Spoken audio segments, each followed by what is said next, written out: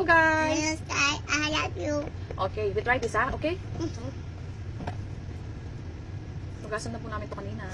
Kanina ito yung aking kinagat. Wait. You make a sugat in your hands ha. Gusto ko kasi kumain ng matamis. Ay, matamis. Maasim. Nagpunta ako kanina sa palengke. Naghahanap ako ng mangga. Wala akong mahanap kasi nagluto ako ng alamang. Kaya may nakita akong ganito. Siguro sabi ko, maasim siguro to. Ask Hindi ko mama. alam kung ano to eh. Alam niyo ba ang prutas na to? Titikman namin. Titikman ko. Titikman ni Moy. Tinanong ko si Moy kung alam niya ang prutas na to. Sabi niya, hindi. Dito lang. Pero tikman ko muna ng walang alamang.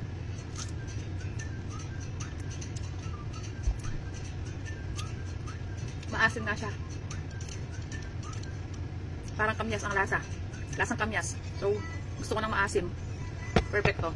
$10 lang. Nakamura ako kasi pag bibili ako ng mangga is $20 to $25 yata yung 3 piraso ng mangga. So, ito. Lasang kamyas. Hindi ko alam kung anong tawag dito. Ganito ang itsura. Tingnan ko si Moy kung magustuhan niya. Moy, you try. You try. You bite ah. You bite. What is the taste?